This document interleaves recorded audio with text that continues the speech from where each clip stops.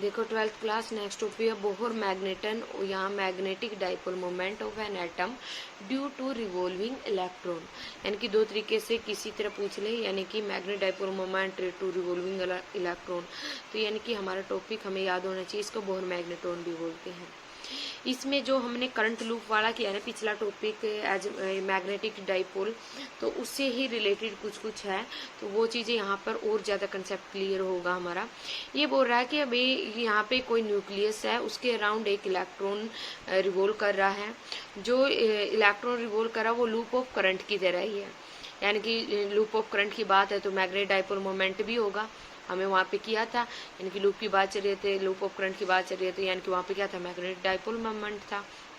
यानी कि हमने वहाँ पे किया था, यानी कि यहाँ पे यही बोल रहा है electron revolve around the nucleus. Electron क्या कर रहे हैं, न्यूक्लियस के अराउंड रिवॉल्व कर रहे हैं। ए revolving electron is a like a loop of current. यानी कि जो रिवॉल्विंग इलेक्ट्रॉन है, जो रिवॉल्व कर रहे हैं इलेक्ट्रॉन, वो किसकी तरह है, लूप ऑफ करंट की तरह है। और लूप ऑफ करंट की बात हो डेफिनेट मैग्नेटिक डाइपोल मोमेंट होगा। वहन electron revolve in anti clockwise direction the equivalent current is clockwise. तो यानी कि जब इलेक्ट्रॉन रिवॉल्व करते हैं एंटी क्लॉकवाइज डायरेक्शन में, तो हमारा करंट किस में होगा, क्लॉकवाइज में होगा बेटा। देखो जो पिछले वाली यानी एक स्टूडेंट ने पूछा था कि मैडम ये किस तरह होगा, तो वो चीज़ यहाँ से क्लियर हो जाएगी बेटा। देखो यानी कि बोल रहा है कि जो हमारा इलेक्ट्रॉन है तो एंटी क्लॉकवाइज में है, तो यानी कि जो हमारा एंटी क्लॉकवाइज ये है, यानी कि एंटी क्लॉकवाइज में है, तो हमारा करंट डायरेक्शन क्या होगा, अपोजिट होगा। यानी कि करंट हमारा ऐसे आ रहा होगा, तो यानी कि जब क्लॉकवाइज होगा तो हमारा करंट क्या होगा, एंटी क्लॉकवाइज मिलेगा हमें। तो यानी कि जो हमने यानी कि जो इसमें किया था, देखो ये अपर फेस था बेटा हमारा, यहाँ पे कौन सा पोल था, नॉर्थ पोल था, और ये लोअर फेस था, तो ये क्या था, साउथ पोल था, क्लॉकवाइज। ये क्लॉकवाइज था और ये क्या था, एंटी क्लॉकवाइज था। अब देखो यहाँ पे भी क्या है बेटा, ये एंटी क्लॉकवाइज है। देखो ये ऐसे है, तो एंटी क्लॉकवाइज है, तो ये कौन सा अपर फेस हुआ हमारा, तो यानी कि ये नॉर्थ पोल हुआ हमारा। देखो नॉर्थ में ऐसे ही डायरेक्शन जाएगी, साउथ में थोड़ी जा सकती है, साउथ में तो ऐसे जाएगी। यानी कि ये हमारा क्लॉकवाइज था, तो साउथ में ऐसे जाएगी ना, लिख के देखना आप। यानी कि जैसे आप एन लिखोगे तो यानी कि इसकी डायरेक्शन कैसे होगी, यहाँ ऐसे होगी। ये कौन सी एंटी क्लॉकवाइज डायरेक्शन है, तो हमारा करंट किस में होगा, क्लॉकवाइज डायरेक्शन में होगा। उस टाइम पे देख भी लो यहाँ से, यानी कि ऐसे है तो ये करंट ऐसे आ रहा है, जब ये ऐसे है तो ये ऐसे आ रहा है करंट, तो यानी कि हमारा अपोजिट में होता है करंट। तो यानी कि जब ऐसे लिखते हैं तो ये यानी कि यहाँ से स्टार्ट होता है, तो यानी कि ये क्या हो गया, हमारा क्लॉकवाइज डायरेक्शन होता है। देखो बेटा ये यानी कि हमारा क्या हो गया, अपर फेस हो गया ये वाला, और ये वाला लोअर फेस हो गया। ये क्लॉकवाइज हो गया और ये यानी कि एंटी क्लॉकवाइज हो गया। ये नॉर्थ पोल हो गया, ये कौन सा हो गया, साउथ पोल हो गया। यहाँ से आई थिंक क्लियर होगी वो बात। तो यानी कि इसमें यही लिख रहा है कि upper face of the electron loop act as south pole और lower face act as north pole. ये सारी चीजें हम पीछे क्लियर करके आ चुके हैं। हैंस एन एटम बिहेव कैसा करता है, मैग्नेटिक डाइपोल की तरह। यानी कि इसमें करंट की बात हो रही है बेटा, यानी कि करंट की बात हो रही है, तो फार्मूला हमारा क्या होता है, चार्ज अपॉन टाइम। तो ई बाई क्या आ गया, टी आ गया, ई बाई टी। और तो टी क्या है, period of revolution of electron, यानी कि इक्वल टू 2 पाई ओमेगा। तो यानी कि हमने टाइम किया, यानी कि टाइम निकालना। टाइम क्या होता है, डिस्टेंस अपॉन स्पीड। यानी कि डिस्टेंस का मतलब क्या है, यहाँ पे इसकी सर्कल की सरकमफ्रेंस क्या होगी, 2 पाई आर होगी, और एस क्या होगा, वी होगा। तो यानी कि 2 पाई आर अपॉन वी। तो एक 11th क्लास में हमने सेंट्रीपिटल एक्सेलरेशन किया था, वहां पे एक हमने रीड किया होगा v equal to R omega. वहां पे वैल्यू रखते थे हम, ओमेगा स्क्वायर आर आता था हमारा सेंट्रीपिटल, यानी कि AC सेंट्रीपिटल एक्सेलरेशन, तो वहां पे यूज करते थे हम v equal to R omega. v linear velocity, R radius, omega angular velocity. तो यानी कि r अपॉन v की जगह अगर मैं यहाँ से v upon R upon V निकालू तो 1 अपॉन ओमेगा हो जाएगा बेटा। तो मैं यानी कि r अपॉन वी की जगह क्या लिख सकती हूँ, 2 पाई अपॉन ओमेगा लिख सकती हूँ, यानी कि period of revolution of electron. तो यानी कि आई में इसकी वैल्यू पुट कर देते हैं टी की, तो E equal E by 2 pi by omega होगा, ओमेगा ई अपॉन क्या आ गया, 2 पाई। तो यानी कि इसकी बात हो रही है सर्कल की बात, तो एरिया ऑफ सर्कल भी होगा, तो वो क्या होता है, पाई आर स्क्वायर। तो हमारा मैग्नेटिक मोमेंट क्या होता है एटम का, M equal to I into A. तो यानी कि ओमेगा आई क्या हो गया, ओमेगा ई अपॉन 2 पाई और पाई आर स्क्वायर। एम यहाँ से मैग्नेटिक यानी कि जो डाइपोल यानी कि मैग्नेटिक मोमेंट निकालते हैं 1/2 ई ओमेगा आर का स्क्वायर आ गया बेटा यहाँ से ई ओमेगा पाई से पाई कैंसिल ओमेगा आर का स्क्वायर इक्वेशन 2 आ गई। अब इसके बाद देखो अभी हमें यानी कि हमारी निकालना बाकी है आगे यानी कि जो बोहर मैग्नेटन तो अभी लगाना है हमने देखो अभी निकालना है हम आगे Bohr magnet according to Bohr theory Bohr magneton की बात हो रही तो बोहर थ्योरी की भी बात करेंगे हम। तो यानी कि electron and atom can revolve only एक मिनट यानी कि according to Bohr theory an electron and atom can revolve only in a certain stationary orbit its which angular moment of electron mvr is an integral multiple h by 2 pi यानी कि ये क्या है बेटा हमारा l होता था l equal to यानी कि इंटीग्रल यानी कि मल्टीपल होता था h by 2 nh by 2 पाई यानी कि जो एंगुलर मोमेंटम होता है यानी कि ये किसकी बात कर रहा है अभी ऑर्बिट की बात कर रहा है यानी कि ये तो क्या होती थी स्टेशनरी ऑर्बिट में nh by 2 पाई और यानी कि जो एंगुलर मोमेंटम ऑफ इलेक्ट्रॉन होता था वो होता था mvr। तो यानी कि मैं लिख भी सकती हूँ साइड में कि जो यानी कि हमारा ऑर्बिट होता है यानी कि ऑर्बिट में जो यानी कि ऑर्बिट का एल यानी कि इंटीग्रल मल्टीपल यानी कि ऑर्बिट का एंगुलर मोमेंटम क्या होता है NH अपॉन 2 पाई और एंगुलर मोमेंट ऑफ इलेक्ट्रॉन का क्या होता है mvr यानी कि किसकी थ्योरी के हिसाब से बोर थ्योरी के। तो दोनों को हम इक्वेट कर सकते हैं इक्वल रख सकते हैं mvr equal to NH upon 2 pi N का मतलब यहाँ पे क्या है 1 2 3 डिनोट यानी कि नंबर ऑफ ऑर्बिट में शो करते हैं और v इक्वल टू क्या होता है आर ओमेगा। तो ये हम पहले भी रीड कर चुके हैं। तो v की जगह मैं आर ओमेगा की वैल्यू पुट कर दूंगी M R omega R square N H by 2 pi.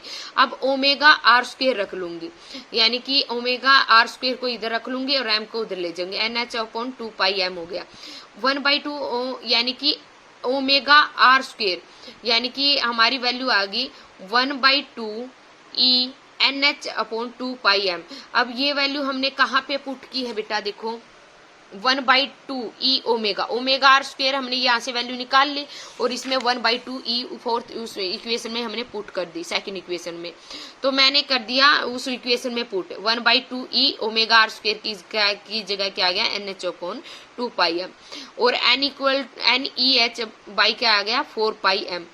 n क्या यानी कि हमारी जो यानी कि ये क्या है बोहर मैग्नेटोन यानी कि यूबी की वैल्यू हमारी यहाँ पे क्या होगी बेटा यूबी होगा equal to EH upon 4 pi M के। तो यानी कि मैं EH अपॉन 4 पाई एम की जगह यू भी लिख सकती हूँ। तो m इक्वल टू किसके आ गया NUB के इक्वल आ गया। तो यानी कि जो हमारा बोहर मैग्नेटोन होगा वो किसके इक्वल होगा मैग्नेटिक डाइपोल के इक्वल होगा। तो यानी कि जो बोहर मैग्नेटोन है यानी कि उसको मैं क्या लिख सकती हूँ EH अपॉन 4 पाई एम होगा। तो it is clear that magnetic quantity ये कुछ नहीं है अभी वो ही बता रखी है अभी मैग्नेट यानी कि क्या है UB equal to EH by 4 pi M आया। तो यानी कि अब देखो E की वैल्यू हमारी हमें पता है इलेक्ट्रॉन 1.6 इंटू 10-19 होती है और H की भी वैल्यू पता है हमें प्लैंक कांस्टेंट होता है तो 6.6 इंटू 10-34 होती है। 4 पाई एम की 4 इंटू 22/7 इंटू 9 इंटू 10 की पावर -31 यानी कि जो m क्या होगा यहाँ पे 9 इंटू 10 की पावर -31। तो यानी कि UB की वैल्यू निकालो। ये हमें यहाँ पे सोल्व करने मत बैठ जाना ये हमें डायरेक्ट वैल्यू याद होनी चाहिए। देखो ये किसके इक्वल है m के इक्वल है m इक्वल टू किसके था I इंटू A के था। तो यानी कि I इंटू A करेंगे तो m इक्वल टू क्या आ गया I इंटू I की क्या होती है यानी कि जो एम्पेयर और एरिया क्या होता है मीटर का स्क्वायर। तो क्या बन गई थी हमारी एम्पेयर मीटर का स्क्वायर ये यूनिट थी। तो यहाँ पर भी क्या यानी कि ये इसके इक्वल है तो एम्पेयर मीटर के स्क्वायर यूनिट आएगी हमारी। बोहर मैग्नेटोन क्या होता है बेटा minimum magnetic field magnetic dipole moment associated with an atom due to orbital motion of an electron in the first stationary orbit of the atom। अगर यानी कि हम n इक्वल टू यहाँ पे 1 रखते हैं तो 1 पे हमारी क्या वैल्यू होती है मिनिमम ये यानी कि हमारा मास क्या था या मास ऑफ इलेक्ट्रॉन है ये 9 इंटू 10-31। तो इसको सोल्व करके UB equal to 9.27 into 10-24 ampere metre square आया था। आया था ये। तो यानी कि फिर बोहर मैग्नेट्रॉन यानी कि एन यानी कि अगर हम यहाँ पे ये देखें कि यानी कि हमारा क्या है m equal to N U भी है। अगर एन को मैं 1 पुट कर देती हूँ वहां पे मेरी वैल्यू क्या रहेगी, यानी कि मिनिमम रहेगी। तो यानी कि ये लिख रहा Bohr magnetron as the minimum, यानी कि बोहर मैग्नेट्रॉन क्या है, मिनिमम मैग्नेट डाइपोल मोमेंट है एसोसिएटेड किससे, एटम से, due to orbital motion of electron, यानी कि मोशन ऑफ इलेक्ट्रॉन, यानी कि इलेक्ट्रॉन का मोशन हुआ तभी तो यानी कि डाइपोल मैग्नेटिक डाइपोल मोमेंट बना।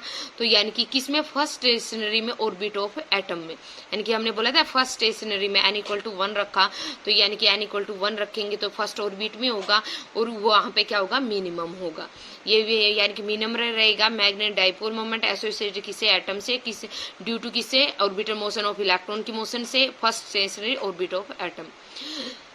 यानी कि gyro magnetic ratio of electron क्या होगा, magnetic moment upon angular momentum, यानी कि magnetic moment E H upon 4πm आया था हमारा, और एंगुलर मोमेंटम क्या होता है, h अपॉन 2π होता है, E/2m आ जाएगा और इसको सोल्व करो तो 8.8 इंटू 10⁻10 C पर kg आ जाएगा।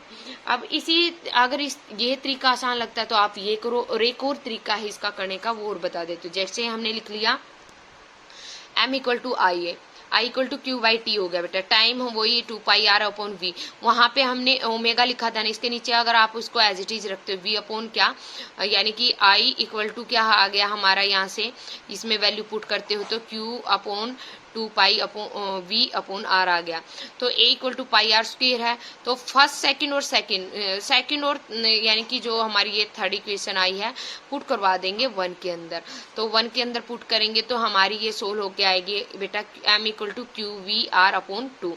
तो यानी कि हमारा जो यानी कि हमने वहाँ पे ऑर्बिट वाली बात की थी और एंगुलर मोमेंटम वाली बात की थी, यानी कि angular momentum L equal to क्या होता है, एम वी आर होता है, और यानी कि ऑर्बिट में क्या होता है हमारा, यानी कि NH अपॉन 2π होता है।